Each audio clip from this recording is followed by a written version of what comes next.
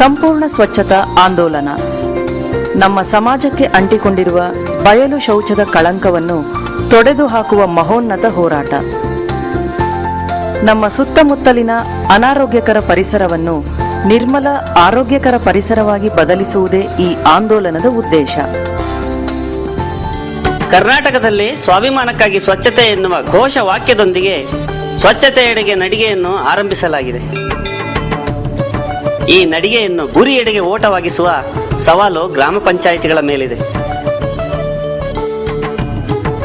ಈ ಸವಾಲನ್ನು ಸ್ವೀಕರಿಸಿ ಮೊದಲಿಗರಾಗಿ ಗುರಿ ತಲುಪಿದ ಕೆಲವು ಗ್ರಾಮ ಪಂಚಾಯಿತಿಗಳಲ್ಲಿ ಬಂಟ್ವಾಳ ತಾಲೂಕಿನ ಇರಾ ಗ್ರಾಮ ಪಂಚಾಯಿತಿ ಮೊದಲ ಸ್ಥಾನದಲ್ಲಿದೆ.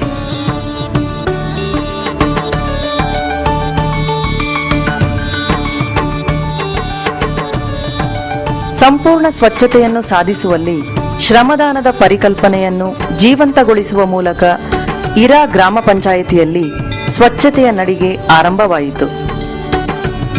ಕೇಂದ್ರ ಸರ್ಕಾರ ಘೋಷಿಸಿದ ನಿರ್ಮಲ ಗ್ರಾಮ ಪುರಸ್ಕಾರವನ್ನು ಮೊತ್ತ ಮೊದಲು ರಾಜ್ಯಕ್ಕೆ ತಂದುಕೊಟ್ಟ ಹೆಗ್ಗಳಿಕೆಯು ಇರಾ ಗ್ರಾಮ ಪಂಚಾಯಿತಿಗೆ ಸಲ್ಲುತ್ತದೆ. ಈ ಗ್ರಾಮದಲ್ಲಿ ನೈರ್ಮಲ್ಯದ ಪಾಠ ಅಂಗನವಾಡಿಯಿಂದಲೇ ಆರಂಭವಾಗುತ್ತದೆ.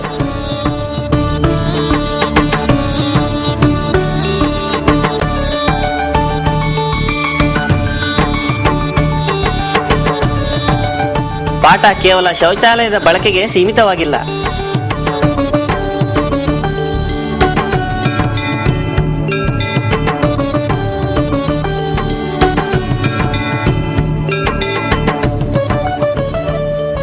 ಪರಿಸರಕ್ಕೆ ಹಾನಿ ಉಂಟು ಮಾಡುವ ಪ್ಲಾಸ್ಟಿಕ್ ಭೂತವನ್ನು ಗ್ರಾಮದಿಂದ ಓಡಿಸುವ ವಿನೂತನ ಪ್ರಯೋಗವನ್ನು ಇರಾದಲ್ಲಿ ಯಶಸ್ವಿಯಾಗಿ ಜಾರಿಗೊಳಿಸಲಾಗಿದೆ.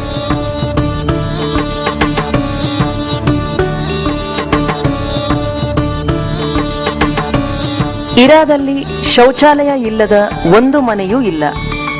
ಇದೊಂದು ಮೂಲಭೂತ ಅವಶ್ಯಕತೆ ಎನ್ನುವ ಸತ್ಯವನ್ನು ಇಲ್ಲಿನ ಜನರು ಅರಿತುಕೊಂಡಿದ್ದಾರೆ.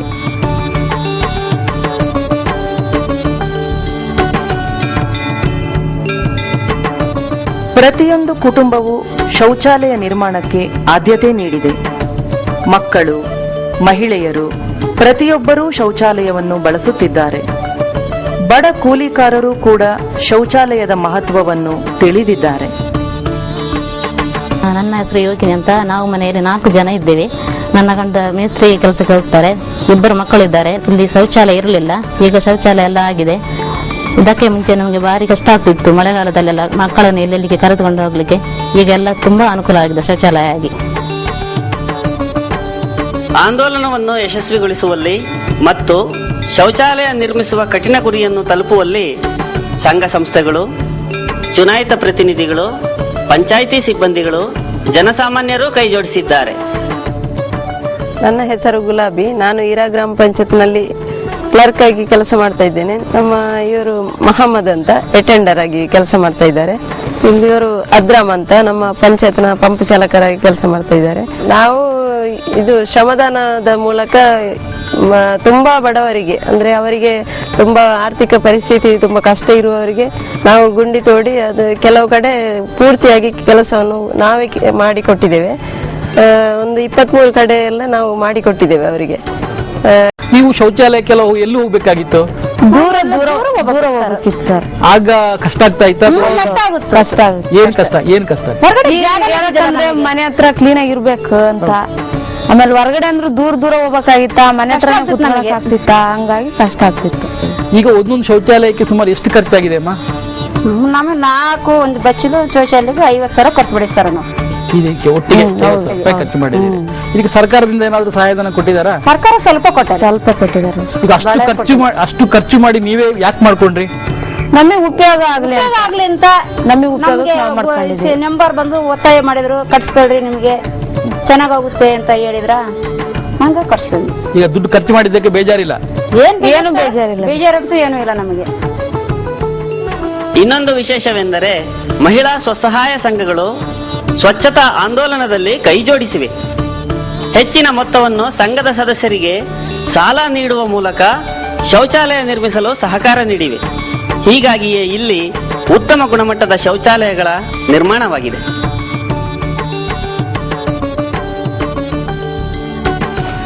ನನ್ನ ಹೆಸರು ಮಲ್ಲಮ್ಮ ಸರ್. ಹಿಂಗೆ ಶಿವಮೊಗ್ಗ ಇದು ಸಂಘದ ಆಫೀಸ್ಗೆ ಹೋಗಿದ್ವಿ. ಚಂದ್ರಶೇಖರಯ್ಯರು ನಮ್ಗೆ ಭಾಳ ಇದನ್ನ ಮಾಡಿಕೊಟ್ರು. ನಿಮ್ಮ ಕೇರಿಗೆ ಒಂದು ಶೌಚಾಲಯ ಇದನ್ನ ಮಾಡಿಸ್ಕೊಳ್ರಿ ಅಂತೇಳಿ. ಹಂಗಾಗಿ ನಾವು ಒಂದಿಷ್ಟು ಸಹಾಯ ಮಾಡ್ತೀವಿ, ನೀವು ನಿಮ್ಮ ಸಂಘದಲ್ಲಿ ನೀವು ಸಹಾಯ ಮಾಡಿಕೊಡ್ರಿ ಅವರಿಗೆ ಮಾಡ್ಕೊಳ್ರಿ ಅಂದಿದ್ದಕ್ಕೆ ನಾವು ಒಂದು 5,000 ರೂಪಾಯಿ ಕೊಟ್ವಿ ಮನುಷ್ಯರಿಗೆ. ನಮ್ಮ ಗೌರ್ಮೆಂಟಿಂದನೂ ಒಂದೊಂದಿಟ್ಟು ಬಂದಿದ್ದಕ್ಕೆ ನಾವು ಶೌಚಾಲಯ ಮಾಡ್ಕೊಂಡ್ವಿ ಸರ್. ಹಂಗೆ ಮಾಡ್ಕೊಂಡು ಮತ್ತು ನಮ್ಮ ಸಂಘದ ಹೊತ್ತಿಂದ ನಾವು ಒಂದು 50,000 ರೂಪಾಯಿ ಖರ್ಚು ಮಾಡಿ ನಾವು 10 ಜನ ಒಂದೊಂದು ಇದು ಮಾಡಿಕೊಂಡ್ವಿ ಅವೆಲ್ಲ. ಈಗ ಸಂಘದಿಂದ ನಿಮ್ಗೆ ಸಾಲ ಕೊಡೋದಕ್ಕೆ ಎಲ್ಲರೂ ಒಪ್ಕೊಂಡ್ರಿ ಸರ್. ಒಪ್ಕೊಂಡಿದ್ದಕ್ಕೆ ನಾವು ಮಾಡಿದ್ದು. ನಾವು ಉಳಿತಾಯ ದುಡ್ಡಿನಾಗೆ ಮಾಡಿಸ್ಕೊಂಡ್ವಿ ಅದನ್ನ. ನಾವು ಏನು ಉಳಿತಾಯ ದುಡ್ಡು ಮಾಡಿದ್ವೋ ಅದ್ರಾಗೆ ಒಬ್ಬೊಬ್ರು 5,000 ರೂಪಾಯಿ ತಕೊಂಬಿಟ್ಟು ಅವ್ರ ಮನೆಯಿಂದ 5,000 ರೂಪಾಯಿ ತಕೊಂಬಿಟ್ಟು ಮಾಡಿಸಿದ್ವಿ ಒಂದೊಂದು ಮನೆಗೆ ಶೀಟ್ ಅಂತ. ನಾವೇ ಇಟ್ಕಿ ಮಣ್ಣು ಕಲ್ಲು ಎರ್ಸ್ಕೊಂಬಂದ್ಬಿಟ್ಟು ಸಂಘದಾರೆ ಮಾಡಿಸಿದ್ವಿ ಅದನ್ನ.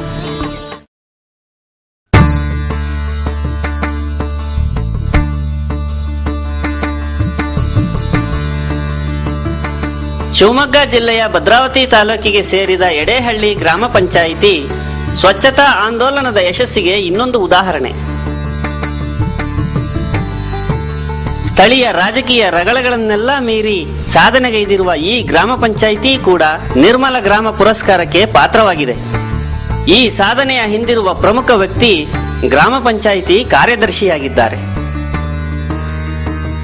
ಮಾರ್ಶೆಟ್ಟಳ್ಳಿ ಗ್ರಾಮ ಪಂಚಾಯತಿ ವ್ಯಾಪ್ತಿಯಲ್ಲಿ ಕೆಲಸ ಮಾಡ್ತಾ ಇದ್ದೆ. 13 ವರ್ಷ ನಾನು ಕಾರ್ಯದರ್ಶಿಯಾಗಿ ಅಲ್ಲಿ ಕೆಲಸ ಮಾಡಿ ಇಲ್ಲಿ ಎಡಹಳ್ಳಿ ಗ್ರಾಮ ಪಂಚಾಯತಿ ಬಂದೆ. ಎಡಹಳ್ಳಿ ಗ್ರಾಮ ಪಂಚಾಯತಿ ಬಂದ ತಕ್ಷಣ ಇಲ್ಲಿ ನಿರ್ಮಲ ಗ್ರಾಮ ಪುರಸ್ಕಾರಕ್ಕಾಗಿಲೂ ನಮ್ಮ ಪಂಚಾಯತಿ ಆಯ್ಕೆ ಮಾಡಿ ಆ 3 ತಿಂಗಳಲ್ಲಿ ನಿಮ್ಮ ಪಂಚಾಯತಿ ಇದು ಮಾಡೋಕ್ಕೂ ಪುರಸ್ಕಾರ ಕಣಿ ಮಾಡಬೇಕು ಅಂತಂದು ನಮ್ಮ CEO ಸಾಹೇಬರು ಬೋರೇಗೌಡರು ನಮಗೆ ಪ್ರೋತ್ಸಾಹ ಕೊಟ್ಟರು. ಆ ಸಂದರ್ಭದಲ್ಲಿ ಹೊಸದಾಗಿ ಗ್ರಾಮ ಪಂಚಾಯತಿ ಅಧ್ಯಕ್ಷರಾಗಿ ಶ್ರೀ SM ಹಾಲೇಶಪ್ಪನವರು ಕೂಡ ಇಲ್ಲಿಗೆ ಆಗಮಿಸಿದ್ರು. ಹೊಸದಾಗಿ ಆದರು.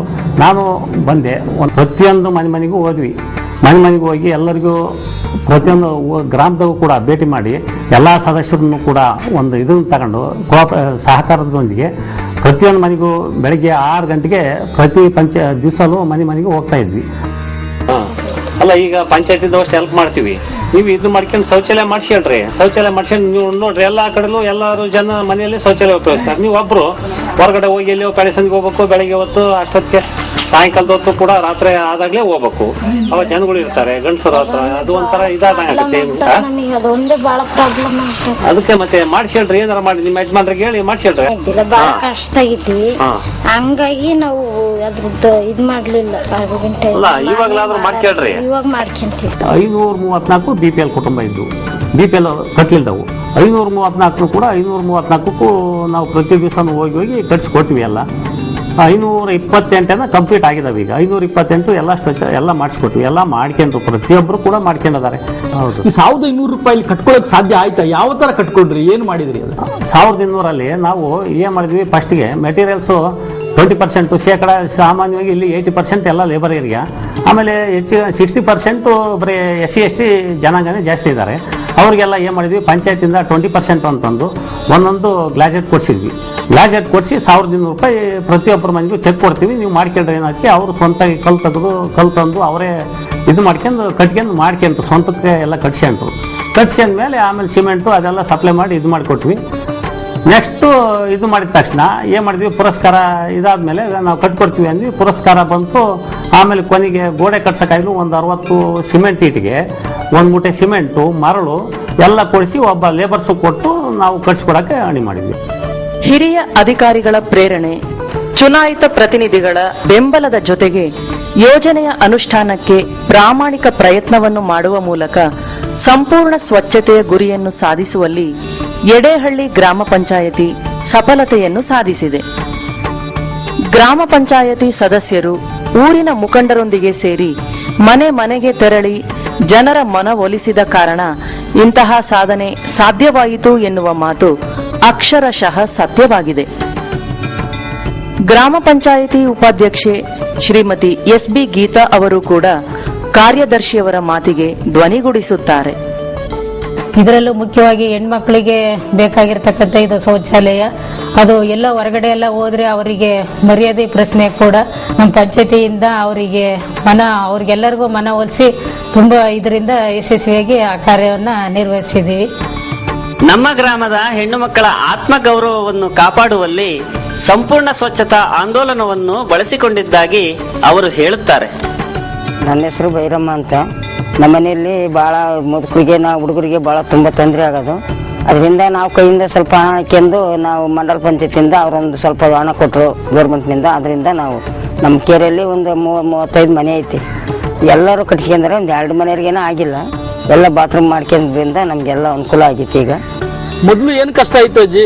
ಇಲ್ಲಿ ಗಿಡ ಗಂಟೆ ಮರ ಅಕ್ಲಾಗ ಹೋಗ್ಬೇಕಿತ್ತು ಹುಡುಕಿ ಕತ್ಲಾಗ ಟೈಮ್ ಕಾಯ್ಬೇಕಿತ್ತು. ಹೆಣ್ಮಕ್ಳು ದೂರ ದೂರ ಹೋಗ್ಬೇಕಾಯ್ತು. ಈಗ ಅವೆಲ್ಲ ಅನುಕೂಲ ಆಯ್ತು. ಇದು ತೀರಾ ಬಡವರು ಮತ್ತು ಪರಿಶಿಷ್ಟ ಜಾತಿಯ ಜನರು ವಾಸಿಸುತ್ತಿರುವ ವಸತಿ ಪ್ರದೇಶ. ಒಂದು ಕುಟುಂಬವನ್ನು ಹೊರತುಪಡಿಸಿ ಇಲ್ಲಿನ ಎಲ್ಲಾ ಮನೆಗಳಿಗೂ ಶೌಚಾಲಯ ಇದೆ. ನನ್ನ ಹೆಸರು ಸಂಗಪ್ಪ ಅಂತೇಳಿ, ಗ್ರಾಮ ಪಂಚಾಯತಿ ಮೆಂಬರು. ಈ ಏರಿಯಾದಲ್ಲಿ ಈ ನಮ್ಮ ಗ್ರಾಮ ಪಂಚಾಯತಿ ವ್ಯಾಪ್ತಿಯಲ್ಲಿ ಸುಮಾರು ವರ್ಷದಿಂದಲೂ ಯಾರಿಗೂ ಶೌಚಾಲಯ ಇರಲಿಲ್ಲ. ಅವರು ಪ್ರತಿಯೊಬ್ಬರಿಗೂ ನಾವು ಶೌಚಾಲಯ ಮಾಡ್ಕೊಳ್ಬೇಕು ಅಂತೇಳಿ ಪ್ರತಿಯೊಬ್ಬ ಮನೆಗೂ ಶೌಚಾಲಯ ಇಲ್ದವ್ರಿಗೆಲ್ಲನೂ ಬಂದು ನೀವು ಶೌಚಾಲಯ ಮಾಡ್ಕೊಳ್ಬೇಕು ಅಂತ ಹೇಳಿಬಿಟ್ಟು ಅವರಿಗೆ ನಮ್ಮ ಗ್ರಾಮ ಪಂಚಾಯತಿಯಿಂದ 1,000 ರೂಪಾಯಿ 1,500 ರೂಪಾಯಿ ಗೌರವಧನವನ್ನು ಕೊಟ್ಟು ಅವರಿಗೆ ಅದ್ರ ಮೂಲಕ ನಾವು ಸಿಮೆಂಟ್ ಇಟ್ಟಿಗೆ ಮತ್ತು ಸಿಮೆಂಟು ಕೊಟ್ಟು ಕಟ್ಟಿಸ್ಕೊಟ್ಟು ನಾವು ಅವರಿಗೆ ಒಂದು ಹೆಲ್ಪ್ ಮಾಡಿದ್ವಿ. ಈ ಶೌಚಾಲಯದಿಂದ ಅವರಿಗೆ ಭಾಳ ಅನುಕೂಲ ಆಗಿದೆ.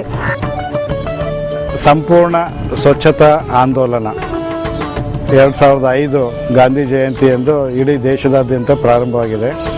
ಅದೇ ರೀತಿ ನಮ್ಮ ರಾಜ್ಯದಲ್ಲೂ ಸಹ ಇದು ಪ್ರಾರಂಭವಾಗಿದೆ. ಪ್ರಾರಂಭಿಕವಾಗಿ ನಮ್ಮ ಕರಾವಳಿ ಜಿಲ್ಲೆಗಳು, ಮಲೆನಾಡು ಜಿಲ್ಲೆಗಳು ಈ ಒಂದು ಆಂದೋಲನದಲ್ಲಿ ತುಂಬ ಕ್ರಿಯಾತ್ಮಕವಾಗಿ ಪಾಲ್ಗೊಂಡು ಯಶಸ್ವಿಯಾಗಿದ್ದಾವೆ. ದಕ್ಷಿಣ ಕನ್ನಡ, ಉಡುಪಿ, ಉತ್ತರ ಕನ್ನಡ ಹಾಗೂ ಶಿವಮೊಗ್ಗ ಜಿಲ್ಲೆಗಳು ಈಗಾಗಲೇ 100% ಸಾಧನೆಯನ್ನು ಗೈದಿರುವಂಥ ಜಿಲ್ಲೆಗಳು. ನಮ್ಮ ರಾಜ್ಯದಲ್ಲಿ ಬಹುಮುಖ್ಯವಾಗಿ ಈ ಸ್ವಚ್ಛತೆ ಬೇಕಾಗಿರುವಂಥದ್ದು ಉತ್ತರ ಕರ್ನಾಟಕದ ಭಾಗಕ್ಕೆ. ಅಲ್ಲಿ ಇನ್ನೂ ನಾವು ತುಂಬ ಕಡಿಮೆ ಯಶಸ್ಸನ್ನು ಸಾಧಿಸುವಲ್ಲಿ ಫಲಪ್ರದಿ ಆಗಿಲ್ಲ. ಅದಕ್ಕೆ ಮೂಲ ಕಾರಣ ಆ ಜನರಲ್ಲಿ ಇರುವಂಥ ಅನೇಕ ದಶಕಗಳಿಂದ ಬಂದಂಥ ಈ ಒಂದು ಪದ್ಧತಿ. ಅದನ್ನು ಬಯಲು ಮಲ ವಿಸರ್ಜನೆಯನ್ನು ಹೋಗಲಾಡಿಸುವಂಥ ಕೆಲಸವನ್ನು ನಾವು ಈಗ ಕೈಗೆತ್ಕೊಂಡಿದ್ದೀವಿ. ಈ ಕೆಲವು ಜಿಲ್ಲೆಗಳಲ್ಲಿ ಸಾಧನೆ ಆಗಿರೋದಕ್ಕೆ ಬಹುಮುಖ್ಯವಾಗಿ ನಾನು ಯೋಚನೆ ಮತ್ತು ಜನರಿಗೆ ತಿಳಿಸುವಂಥ ಸಾಧನೆಗೆ ಜನರ ಪಾಲ್ಗೊಳ್ಳುವಿಕೆ. ಎಲ್ಲೆಲ್ಲಿ ಜನರು ಈ ಒಂದು ಆಂದೋಲನದಲ್ಲಿ ಭಾಗಿಯಾಗಿದ್ದಾರೆ ಅಲ್ಲಿ ನಾವು ಯಶಸ್ಸನ್ನು ಕಂಡಿದ್ದೀವಿ. ಬಹುಮುಖ್ಯವಾಗಿ ಇದು ಅವಶ್ಯಕತೆ ಇರುವಂಥದ್ದು ನಮ್ಮ ಹೆಣ್ಮಕ್ಳಿಗೆ. ಎಲ್ಲಿವರೆಗೆ ಮಹಿಳೆಯರು ಇದರಲ್ಲಿ ಸಕ್ರಿಯವಾಗಿ ಪಾಲ್ಗೊಳ್ಳೋದಿಲ್ಲ ಅಲ್ಲಿ ಸಮಸ್ಯೆ ಇರುವಂಥದ್ದು ಅವರಿಗೆ. ಅದನ್ನು ಹೋಗಲಾಡಿಸ್ಬೇಕಾದವರು ಅವರನ್ನು ನಾವು ಮುಖ್ಯವಾಹಿನಿಗೆ ತರಬೇಕಾಗ್ತದೆ. ಈ ಆಂದೋಲನದ ಅರಿವನ್ನು ಅವ್ರಿಗೆ ತರಬೇಕಾಗ್ತದೆ. ತಂದು ಅವ್ರನ್ನ ಪಾಲ್ಗೊಂಡಾಗ ಮಾತ್ರ ಇದು ಯಶಸ್ಸು ಸಾಧ್ಯ ಆಗ್ತದೆ. ನಮ್ಮ ಶ್ರೀಶಕ್ತಿ ಮತ್ತು ಸ್ವಸಹಾಯ ಸಂಘದವರು ಬಹುಮುಖ್ಯವಾಗಿ ತಮ್ಮನ್ನು ತಾವೇ ತೊಡಗಿಸ್ಕೊಂಡು ಈ ಒಂದು ಆಂದೋಲನದಲ್ಲಿ ಪಾಲ್ಗೊಂಡಿದ್ದಾರೆ. ಇದರ ಜೊತೆಗೆ ಜನಪ್ರತಿನಿಧಿಗಳು ನನ್ನ ಕ್ಷೇತ್ರ ನನ್ನ ಜವಾಬ್ದಾರಿ ಅನ್ನುವಂಥ ಒಂದು ಜವಾಬ್ದಾರಿಯನ್ನು ಹೊತ್ಕೊಂಡು ಗ್ರಾಮ ಪಂಚಾಯಿತಿಯ ಸದಸ್ಯರಿಂದ ಹಿಡಿದು ಶಾಸಕರು ಹಾಗೂ ಸಂಸದರವರೆಗೆ ಅವರವರ ಕ್ಷೇತ್ರದಲ್ಲಿ ಈ ಒಂದು ಕಾರ್ಯದಲ್ಲಿ ಅವರನ್ನ ತೊಡಗಿಸ್ಕೊಂಡಿದ್ದಾರೆ. ಅವರ ಒಂದು ಪಾಲ್ಗೊಳ್ಳುವಿಕೆ ಬಹುಮುಖ್ಯವಾಗಿ ಈ ಒಂದು ತೀವ್ರತೆಯನ್ನು ತರೋದಕ್ಕೆ ಸಾಧ್ಯವಾಗೈತೆ ಈ ಆಂದೋಲನದಲ್ಲಿ. ಇದರ ಜೊತೆಗೆ ನನ್ನ ಈ ಶಿವಮೊಗ್ಗ ಜಿಲ್ಲೆಯಲ್ಲಿ ಕೆಲವು 6 ಗ್ರಾಮ ಪಂಚಾಯಿತಿಗಳನ್ನ ನಾನು ಏಕಲವ್ಯ ಗ್ರಾಮ ಪಂಚಾಯಿತಿಗಳು ಅಂತ ಕರೆಯೋದಕ್ಕೆ ಇಷ್ಟಪಡ್ತೇನೆ. ಅದರಲ್ಲಿ ನಮ್ಮ ಎಡೆಹಳ್ಳಿ ಅಂಥೇಳಿ ತಾವೀಗಾಗಲೇ ನೋಡಿದ್ದೀರಿ, ಭದ್ರಾವತಿ ತಾಲೂಕಿನ ಎಡೆಹಳ್ಳಿ. ಸಿದ್ಲಿಪುರ ಪಕ್ಕದ ಪಂಚಾಯತಿನಲ್ಲಿ ಬಾಬು ಅನ್ನುವಂಥವನು ಮಾಡ್ತಾ ಇರುವಂಥ ಪ್ರಯತ್ನವನ್ನು ನೋಡಿ ಇಲ್ಲಿಯ ಅಧ್ಯಕ್ಷರು ಸ್ವಯಂ ಪ್ರೇರಿತರಾಗಿ ಈ ಒಂದು ಆಂದೋಲನದಲ್ಲಿ ತಮ್ಮನ್ನು ತಾವೇ ತೊಡಗಿಸ್ಕೊಂಡು ಕೇವಲ 4 ತಿಂಗಳ ಅವಧಿನಲ್ಲಿ ಸಂಪೂರ್ಣ ಸ್ವಚ್ಛತೆಯನ್ನು ಸಾಧಿಸಿ ದೇಶದ ದೆಹಲಿಗೆ ಹೋಗಿ ನಿರ್ಮಲ ಗ್ರಾಮ ಪುರಸ್ಕಾರವನ್ನು ಪಡೆದು ಬಂದಂಥವ್ರು. ಅಂಥ 6 ಗ್ರಾಮ ಪಂಚಾಯಿತಿಗಳು ನಮ್ಮ ಶಿವಮೊಗ್ಗ ಜಿಲ್ಲೆಯಲ್ಲಿ ನಾವು ಕಾಣೋದಕ್ಕೆ ಸಾಧ್ಯವಾಗೈತೆ. ಅದೇ ರೀತಿ ನಮ್ಮ ಸರ್ಕಾರಿ ನೌಕರರು ಎಲ್ಲಿ ಅನೇಕ ಕಾರ್ಯಕ್ರಮಗಳಲ್ಲಿ ನಾವು ಅವ್ರನ್ನ ಪಾಲ್ಗೊಳ್ಳೋದು ನೋಡ್ತೀವಿ.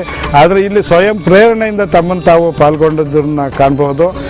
ಮಂಗಳೂರು ಜಿಲ್ಲೆಯಲ್ಲಿ ಅಲ್ಲಿ ಆದಂಥ ವಿಶಿಷ್ಟವಾದಂಥ ಪ್ರಯೋಗ ನಮ್ಮ ಗ್ರಾಮ ಪಂಚಾಯತಿ ಕಾರ್ಯದರ್ಶಿಗಳು ಶ್ರಮದಾನದ ಮೂಲಕ ಆ ಗ್ರಾಮದ ಯುವಕರನ್ನು ಯುವತಿಯರನ್ನು ಸೇರಿಸ್ಕೊಂಡು ಶ್ರಮದಾನದ ಮೂಲಕ ಮಾಡುವಂಥ ಒಂದು ಪ್ರಯತ್ನವನ್ನು ಮಾಡಿದ್ರು.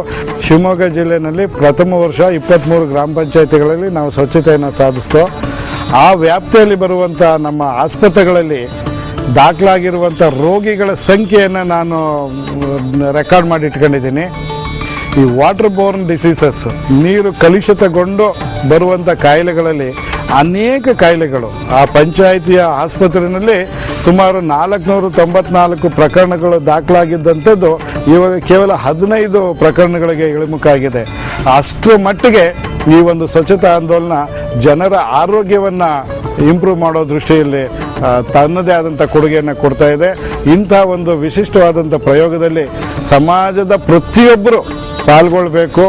ಇದು ಸರ್ಕಾರದ ಕಾರ್ಯಕ್ರಮ ಆಗಬಾರ್ದು, ಸಮುದಾಯದ ಕಾರ್ಯಕ್ರಮ ಆಗಬೇಕು. ಶುಚಿಯಾಗಿರಬೇಕು, ನೀನು ಲಕಲಕ ಅನ್ನಬೇಕು ಅಣ್ಣ. ಶುಚಿಯಾಗಿರಬೇಕು, ನೀನು ಲಕಲಕ ಅನ್ನಬೇಕು.